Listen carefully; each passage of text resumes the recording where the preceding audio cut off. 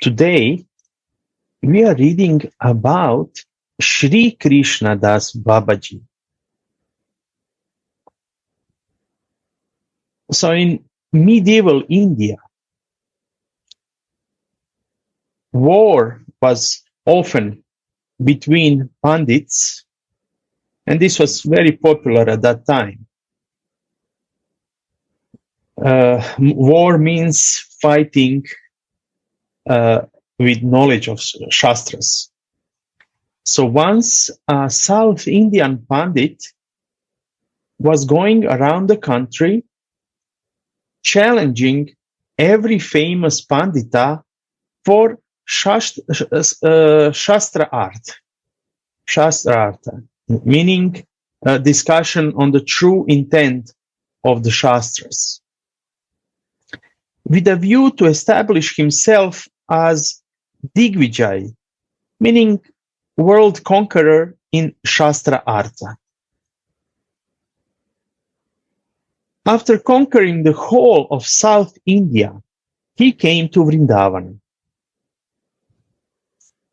The Pandits of Vrindavana did not have the courage to face him. But they also did not want that the South Indian Pandita should get away with easy victory over Vraja, which had been an important center of culture and learning for centuries. They thought that if he could be persuaded to go to Govardhan and challenge Siddha Sri Krishna Das Babaji, he would certainly be defeated. The risk, however, was that Sri Krishna Das Baba might, out of humility or on account of his preoccupation with bhajana, accept defeat without entering into Shastra Artha. So they went and said to the Pandita, "Most exalted sir, we are convinced of your extraordinary intelligence and learning. None of us is fit even to converse with you. But if you go to Govardhan and defeat Sri Krishna Das Baba in Shastra Artha, you would be automatically recognized as world conqueror, since he is known as the crest jewel of Pandits all over India. But he will enter into Shastra Artha or discussion with you only if he considers you a suitable match for him. Otherwise, he will refuse to talk to you under some pretext or other.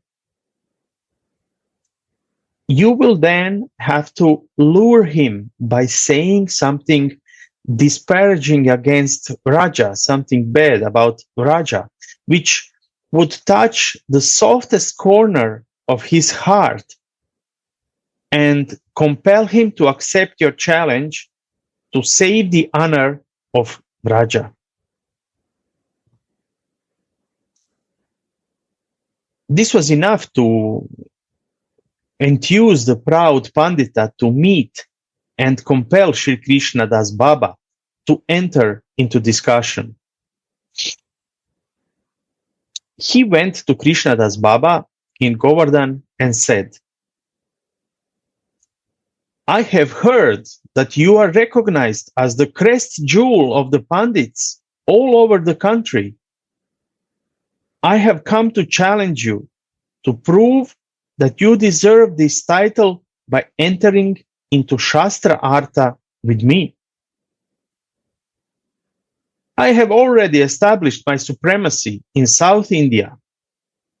By defeating you, I will establish my supremacy in this part of the country as well." Baba said, What you have heard about me is not correct. Far from being a match for a great pandita like you, I am not fit even to sit at your feet. Shastra Artha with me has no meaning at all. The Pandita thought that what he was told by the Pandits of Vrindavana was perhaps correct. Baba was cleverly avoiding him because he did not consider him to be a suitable match for him. But he burst out. I had come here with the expectation that I will find someone in this great seat of culture and learning who would be suitable match for me and with whom I could discuss the Shastras. But I find that there is not a single Pandita here who can even recite the Vedas correctly. How disgraceful for Vraja. Baba then said, yes, it is true. There is no one here who can even recite the Vedas like you. Would you kindly recite some line of Samaveda? The Pandita was only looking for an opportunity to show his extraordinary talent. He recited a Shruti mantra with great delight and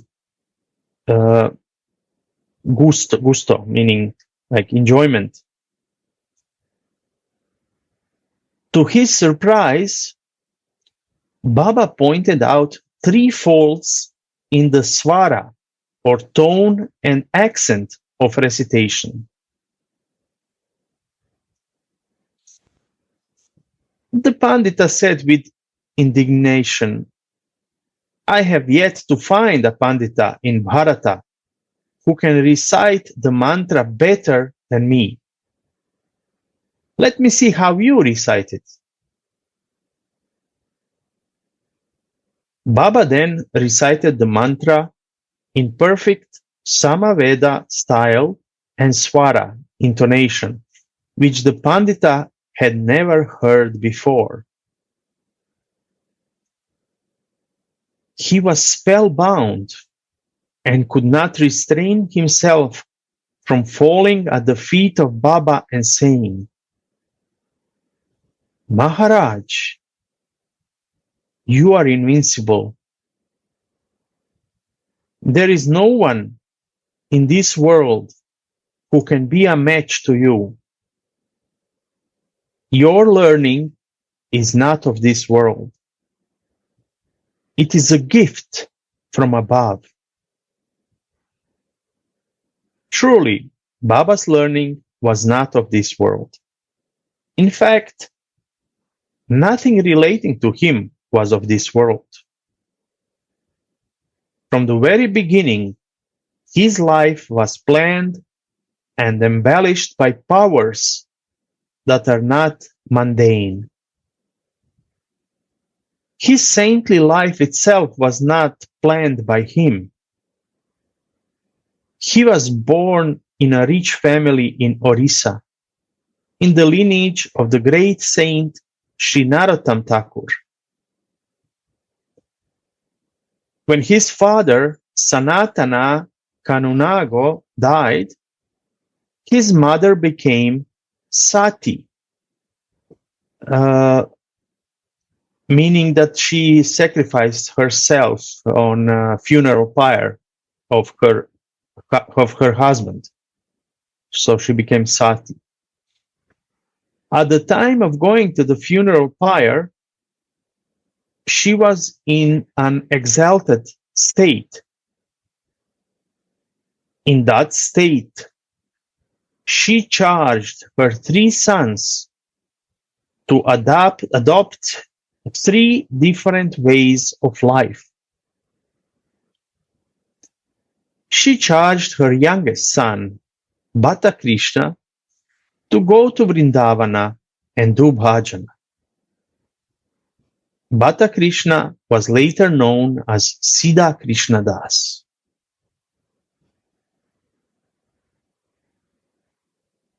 A man who desires to renounce the world to lead the life of a sadhu or sannyasi has to struggle with himself, with his parents, and with the world before renunciation.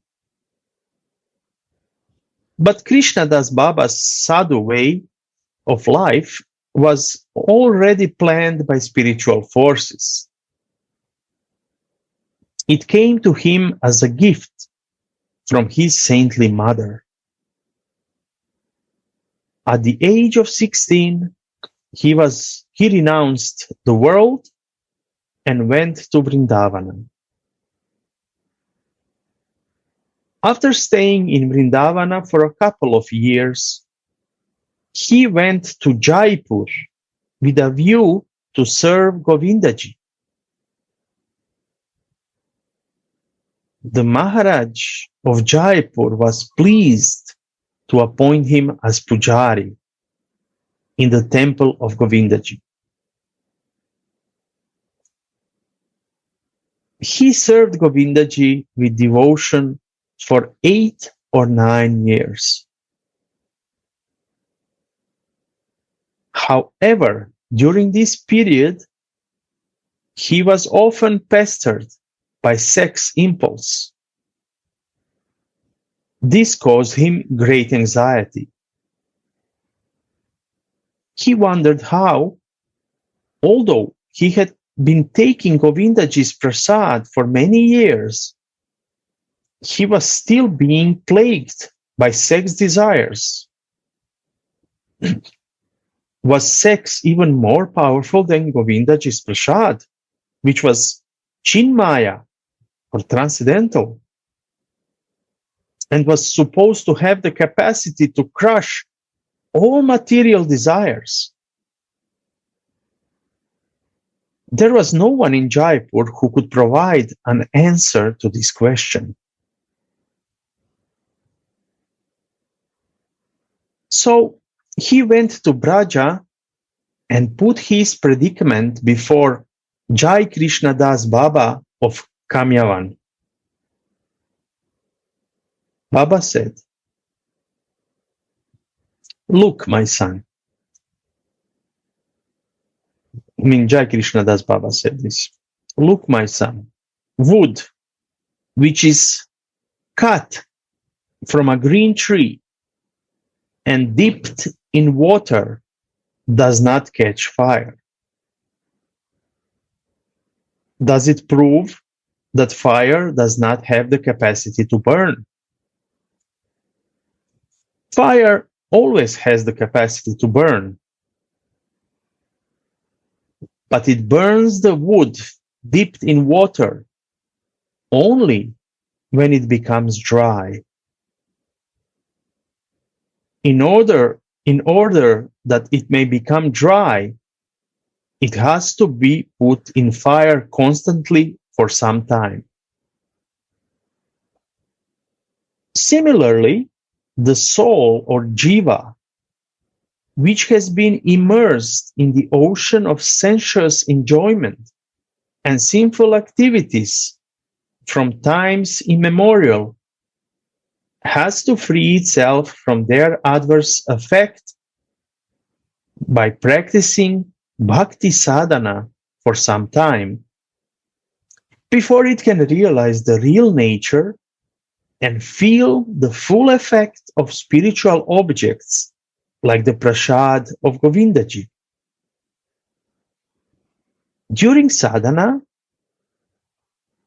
one must avoid eating anything which comes from a person indulging in sensuous or sinful activities, even if it comes in the form of prasad of Govindaji. Don't you remember that Mahaprabhu refused to eat Jagannathji's prasad, which Raghunath Das purchased out of the money sent to him by his father, and said, "Even prasad purchased out of the money of a Vishayi, worldly-minded person, invites Rajoguna."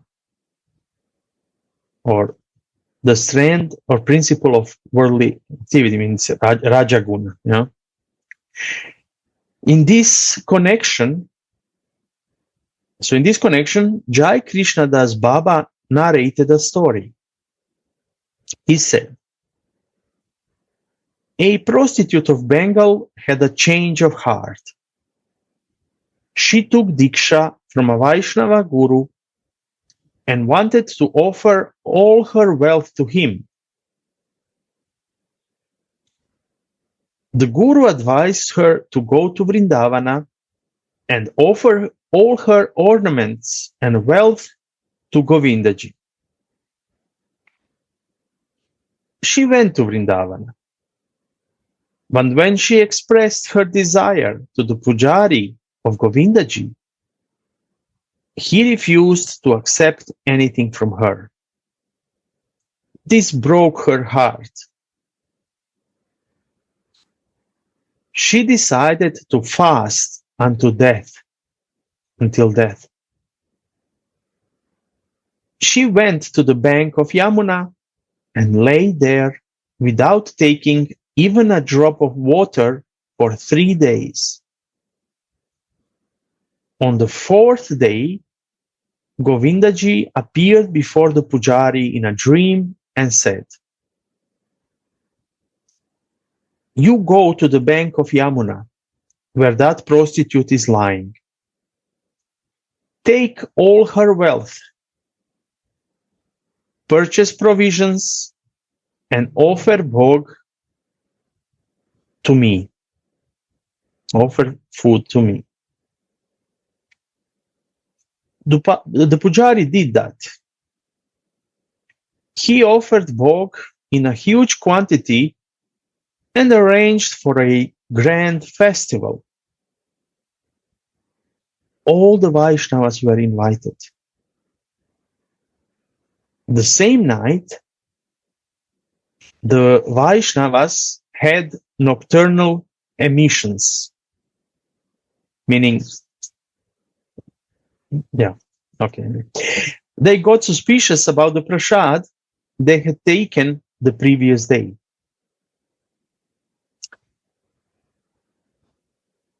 When, on inquiry from the pujari, they found the bhoga to Govindaji that day was offered by the prostitute, there was no end to their agony. They started fasting to remove or to repent for the sin committed in eating the bhoga offered by the prostitute.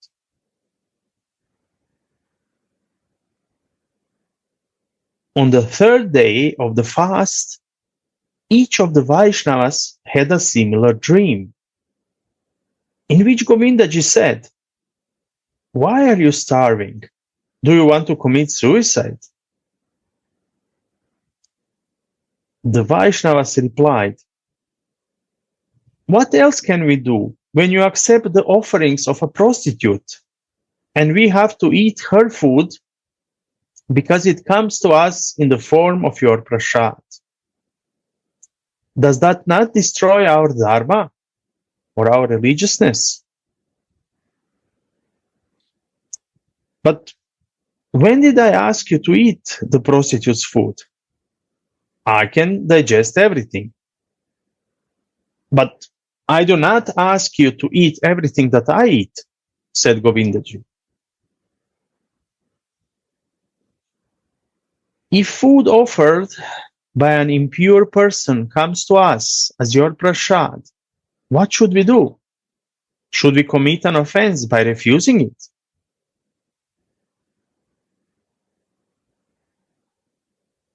Under the circumstance, now Govindaji is saying, you should take only a particle of it to obviate, to not do any offense, advised Govindaji.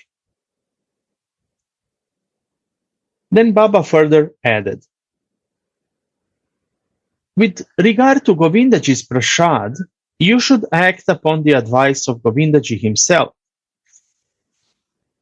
Because Govindaji's bhog is made with the financial aid of the Maharaj, who is worldly minded person. So Krishna Das took Jai Krishna Das Baba's advice to heart. He decided not to take Govindaji's prasad. He left Jaipur and began to do bhajana in Domanvan, a forest near Nandagram in Vraja.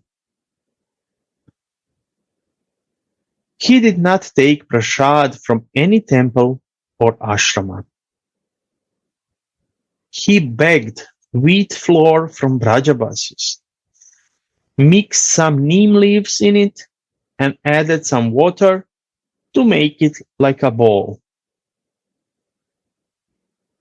He ate the ball, sometimes baked, sometimes unbaked. The result was that he became weaker and weaker and lost his eyesight. He could no more go for begging. For a number of days, he lived only on the water of a pond.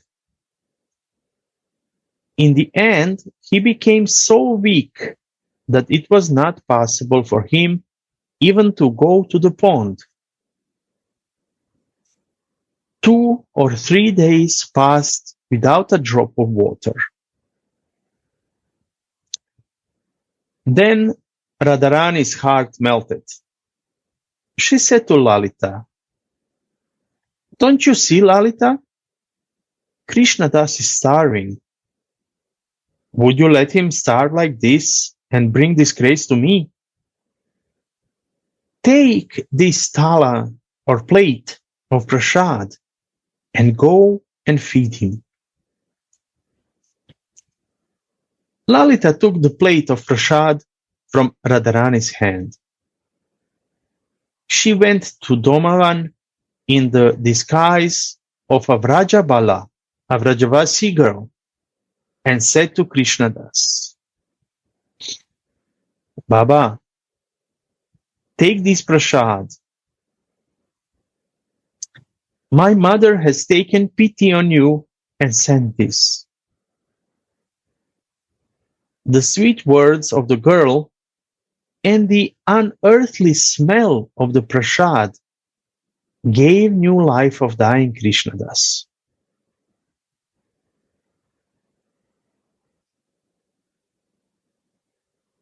He sat up and ate the prasad. After eating, he began to clean the plate. The girl asked, "Baba, why don't you go for begging?" "How can I go, Lali? My eyesight is gone." Lali means girl, not that he knew that she is Lalita. "Will you go if the sight is restored?" "Look, my mother has sent an ointment. I shall apply it to your eyes, and your sight will be restored."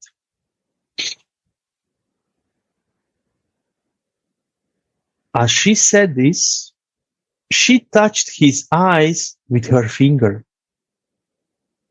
With the soft and soothing touch of her finger, Baba's sight was fully restored. He could see everything, but not the girl and the plate which he had cleaned just before. Both had mysteriously disappeared, but their heavenly smell still filled the environment. Who was that girl? Where had she come from? How did she suddenly disappear? And how the mere touch of her finger restored his sight? all this remained a mystery to him. He kept restlessly thinking on this for 3 days. On the third day at night, when he was half asleep, he saw that suddenly his cottage was aglow or filled with light, with divine light, and filled with divine fragrance. Radharani stood before him with a sweet smile on her face. She said in her ambrosial voice, "Now, what are you thinking about? No more worry and fear from you. No more worry and fear for you. You have attained the end of your life. From now on, I am yours and you are mine." With the touch of the hand of my Saki Lalita, you have been blessed, not only with Drishti Shakti or power to see, but with all other Shaktis or powers. Now go to Govardhan and find an easy path for my attainment, for the Vaishnavas having faith in me. After saying this, Radharani disappeared. For a long time, her words, "I am yours and you are mine," kept resounding in his ears, and he kept swimming freely in the ocean of love that seemed to flow from them. The whole night he was tossed up and down by the waves of the ocean, and his body was shaken by powerful undercurrents of sattvika bhavas. Wow, so beautiful. Radhe. Oh.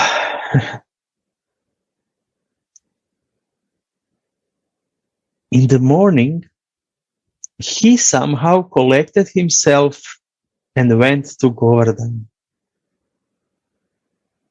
There he began to live in a place called Chakaleshwara.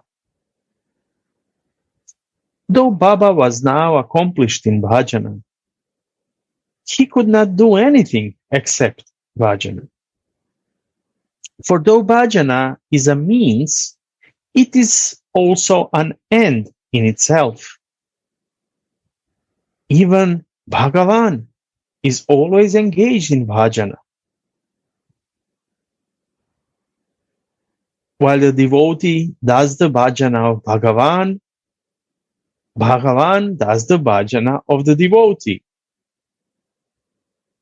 During those days, there were a number of Vaishnavas in Radhakund and Govardhan who did bhajana on the basis of the Sanskrita works of Sri Rupa, Sri Sanatan, and other Goswamis. Krishnadas Baba also wanted to do the same, but he did not know Sanskrit. Therefore, he started learning Harinama Amrita Vyakarana. So this is Sanskrit grammar compiled by Sri Jiva Goswami. So he started to learn this from an old Vaishnava. But he soon found himself in a predicament. He felt that his study was a hindrance in bhajana, and bhajana was a hindrance in study. So it didn't help one for other. He could not reconcile the two, to connect these two things. But he could neither leave bhajana nor study. The problem became so acute and painful that he began to think of committing suicide by drowning in Manasi Ganga. That night, he heard someone calling, Krishna Das, from outside of his kuti or cottage. Coming out of the cottage, he saw Sanatana Goswami and Lalita Devi standing before him. He was overwhelmed with joy and bewilderment. He lay prostrate at their feet and did not know what to do. Sanatan Goswami said, fondly rubbing his hand on his head, Krishnadas, how are you? Do you get Madhukari all right? Yes, Prabhu, replied Krishnadas with folded hands. Then Sanatan Goswami said, look, Shastras are infinite. One need not die because he cannot learn them all. I bless that from today you do not have to learn any Shastra. All the Shastras themselves illuminate your heart. Do not think of committing suicide. We have a great mission to be fulfilled through you. Then Lalita said, I bless that whenever you remember us, your heart will be illuminated by our presence. And the new method of bhajana will be unfolded by you for the benefit of the Vaishnavas residing in Vraja. After this, both touched Krishna Das Baba's head with their feet and disappeared. Now, Krishna Das Baba, instead of learning Harinama Amrita Vyakarana, started teaching it to students.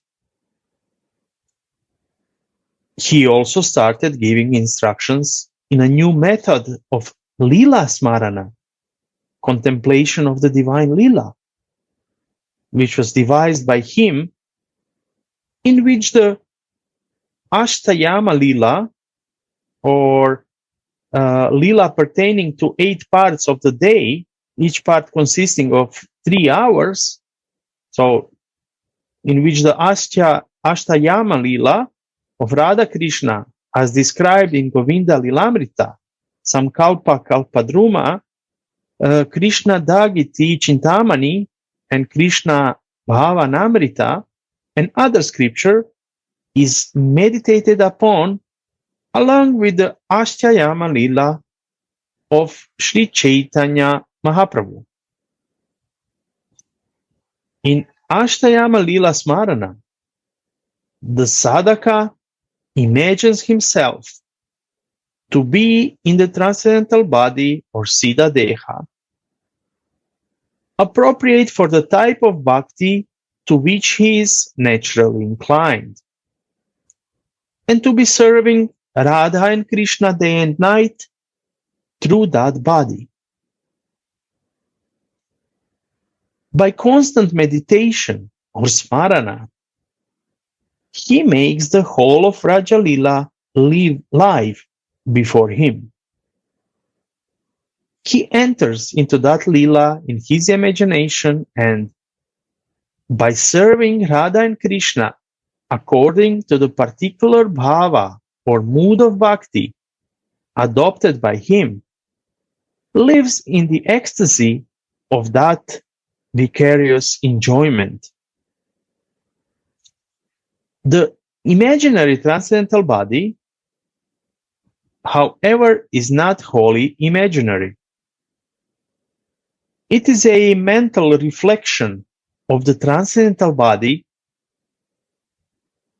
which Bhagavan, out of infinite kindness, imparts to the devotee. That the transcendental body is a gift of Bhagavan is corroborated by the second line of Shloka 3.9.11 of Srimad Bhagavata, which says as follows. Oh, it doesn't have 1 second. So this is said that Sri Vishwanath Chakravarti interprets the text of this shloka to mean that Bhagavan imparts to the devotee a transcendental body exactly like the one which he imagines himself to possess and which is essential for the particular mode of bhakti practiced by him, because he is bound to do so on account of his always being subservient to the devotee. So, the Vaishnavas, whom Baba gave instruction in Ashtakalina Lila Smarana, assembled every evening in his cottage and reported about their bhajana. One day, one of the Vaishnavas, instead of reporting anything, started weeping. When Baba inquired about the cause of weeping, he said, "Baba, I could not do any bhajana today. In my morning Lila Smarana, when I was ornamenting the right arm of Radharani, my mind was so engrossed in the lustrous beauty of her arm that I tried very much to disengage my mind, but could not. And Smarana could not proceed further. Baba said to him encouragingly, only your bhajana today has been successful."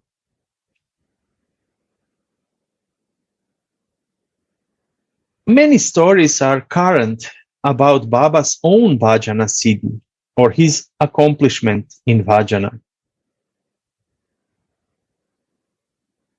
Once in his smarana, Baba was participating in the holy lila of Radha Krishna.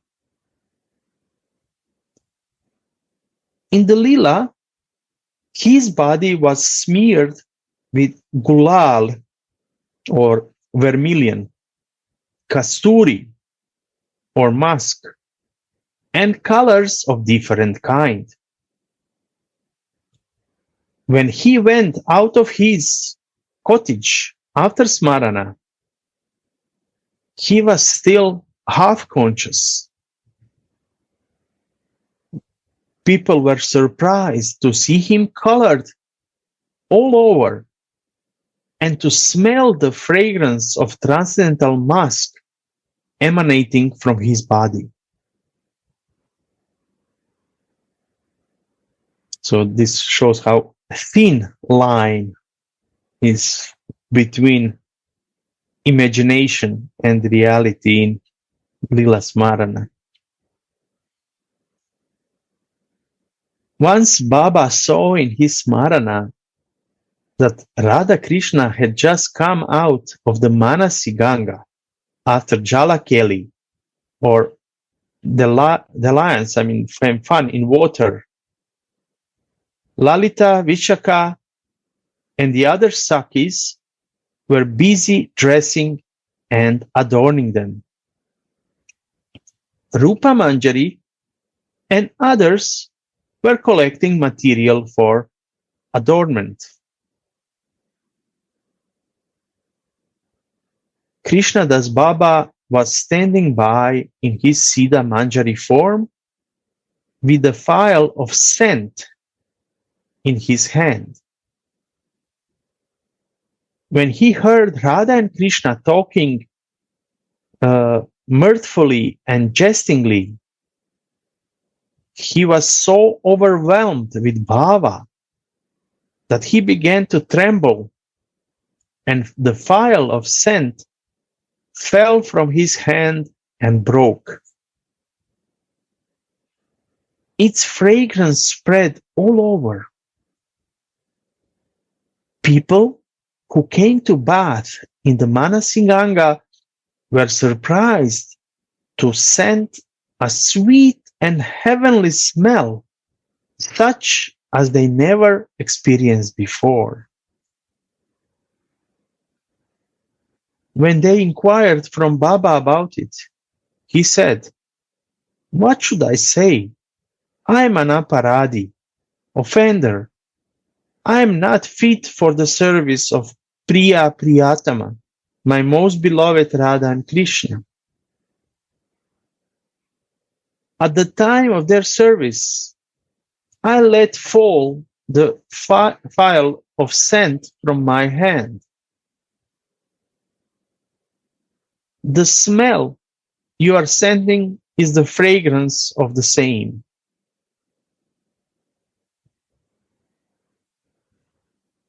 Once Baba went to take bath in Manasiganga with karava, or earthen pot with handle. He saw Priya Priyatama having fun in water. He was so overwhelmed with bhava that he jumped into the waters of Manasiganga. No one else was there at that time. When he did not reach back to his cottage for a long time, his disciples began to search for him. But he could not be found. There was wailing and crying all over Vraja. But they were all surprised and happy when they saw him coming out of Manasiganga after 7 days. When they asked him where he had been for 7 days, he was amazed and said, 7 days? Why? I'm just coming out after my bath. This seems to explode the old principle of absoluteness of space and time and confirm the new scientific principle of relativity of space and time. Baba had entered a world where the dimensions of space and time are altogether different. But the transcendental world of Radha Krishna transcends even the scientific principle of relativity.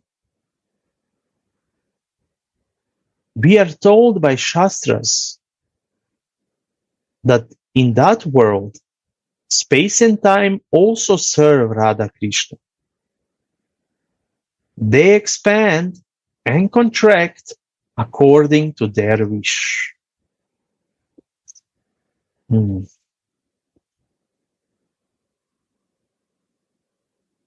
Once Jashwanta Singh, the Raja of Bharatpur, went to Siddha Krishna Das Baba and said, "Baba, I want to render some service.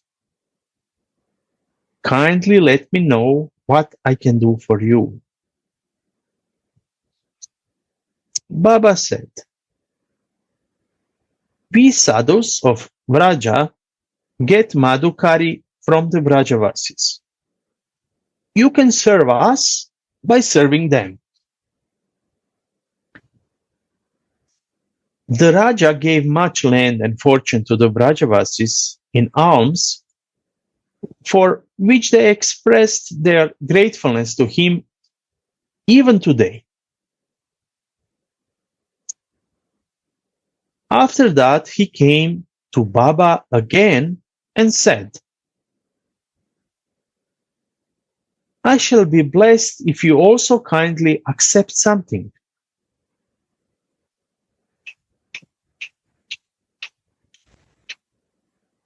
Uh, Inscrutable are the ways in which the Siddha saints sometimes behave. Baba said, "If you are so keen on my service, do one thing. You have a large number of queens. Send me the queen you love most." The Raja obeyed. His dearest queen, Rani Lakshmini, came to Baba, surrounded on all sides by curtains so that no one except Baba could see her. As soon as the jingling sound of the kinkini and nupur, kinkini is a girdle set with tiny bells producing a sweet jingling sound, and nupur around ankles also like jingling sound making. So as soon as the jingling sound of the kinkini and nupur of the Rani resounded in Baba's ears, he was reminded reminded of Radharani's kinkini and nupur and was transported into ecstasy. With eyes wide open, he kept looking at her as if looking at Radharani. The Rani also stood stock still, benumbed and astounded. At a distance of about 8 or 10 yards from him. This continued for about 3 hours.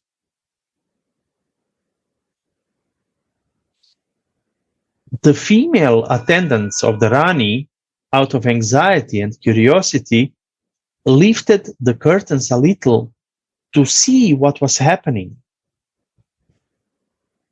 They were surprised to see that the Rani was standing still in a half-conscious state, and Baba was constantly looking at her. They reported this to the Raja. The Raja came and took the Rani away. For how long could she remain standing motionless like a statue? But Baba continued sitting in the same state the whole day and night. The next day, he became half conscious, and the third day, fully conscious. The Raja had no knowledge of the state of bhava in the higher stages of bhakti. So the whole affair aroused suspicion in his mind. Baba then called him, placed his hand upon his forehead, and blessed him. Immediately his suspicion was gone. He realized that the sweet sound of the kinkini and nupur of the Rani had acted as udipan vibhava, or enchanting excitant, and blazed in Baba's mind the consciousness of Radharani. And that for 2 days continually, he was absorbed in the darshana of Radharani in place of the queen. This episode brought about a total change in Rani Lakshmini. Standing before Baba for 3 hours, she felt that Baba was instilling bhakti into her heart through his eyes. From a Rani given to luxurious living, she became a devotee. The stories of her devotion are still remembered in Vraja. Once she went to Radhakund with a view to spend a large amount of money in the service of the Vaishnava sadhus living there. But the sadhus said they could not accept the service of a queen. This brought tears in her eyes, so she said, "Kindly bless me, so that in my next life I am not born in a royal family, but in a family in which I am considered fit for the service of the Vaishnavas." This moved the Vaishnavas. So they said, "You can do one thing. If you prepare cow dung cakes with your own hands and sell them, we can accept the money you thus earn yourself." So Rani did that.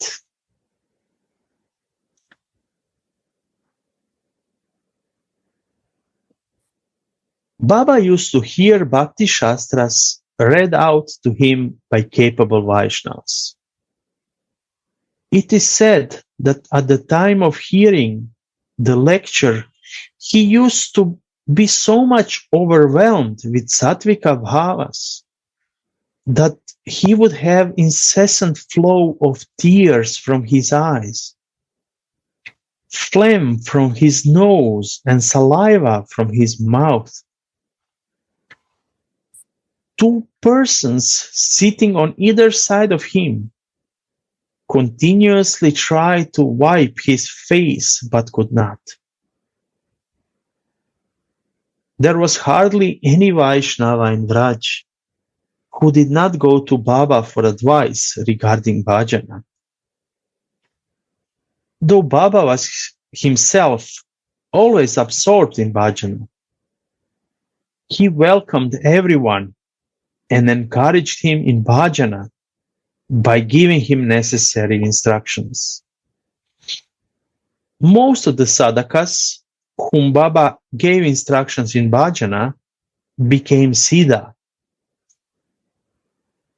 Prominent among them were Krishna Das II, Krishna Das of Govardhan, Nityananda Das of Madan Mohan Taur, Balaram Das of Janu Mandala, and Lala Babu or Krishna Das III. So later we will read some of the stories of these siddhas. So this is the story of our Sri Krishna Das Babaji. So beautiful story, and actually what mostly touched me was the part when Radharani came to him. And she said, "I am yours and you are mine." So beautiful, so beautiful. So I hope you liked it. Maybe somebody would like to say something. Jayananda ji, Radhe Radhe. Maybe you? Radhe Radhe. Very nice to hear from you. And this is very. I was reading first time. I was so impressed this part. This Baba, especially this Govindaji's prasada, because slowly I realized, after eating Mungeraj Mandel prasada, and sometimes I brought a few devotees to outside temple, then eat prasada, and then sensitive devotee could feel the difference. So even though prasada, but still, who is cooking? Who is giving money? Yeah. So this is different. And I mean, also, yeah, yeah, if you see, it's so complicated in a way, you know. I mean, only you are sure if you are preparing it yourself. nowadays, like many devotees eating outside, especially like like eating restaurant and many places. Of course, sometimes may be good, but especially according to you know consciousness.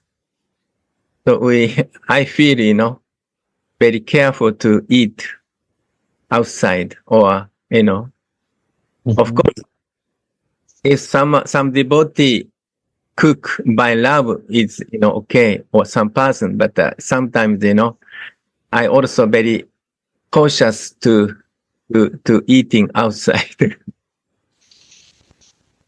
And this this story is very famous story. Even Anantasvaj Maharaj used to say many times, like meditation. So Baba, I could not do any bhajan today. In my morning Lila Sumarana, when I was ornamenting the right arm of Radharani, my mind was so engrossed in the lustrous beauty of her arm that I tried very much to disengage, disengage my mind, but I could not. Radharani could not proceed further. This story was so famous. Anandas Baba, say a few times in his book, and this story I like very much. So this very nice, and how Radhika taking care of their devotee through sending Radhita or etc. So that's also very beautiful story, amazing story actually. Yes.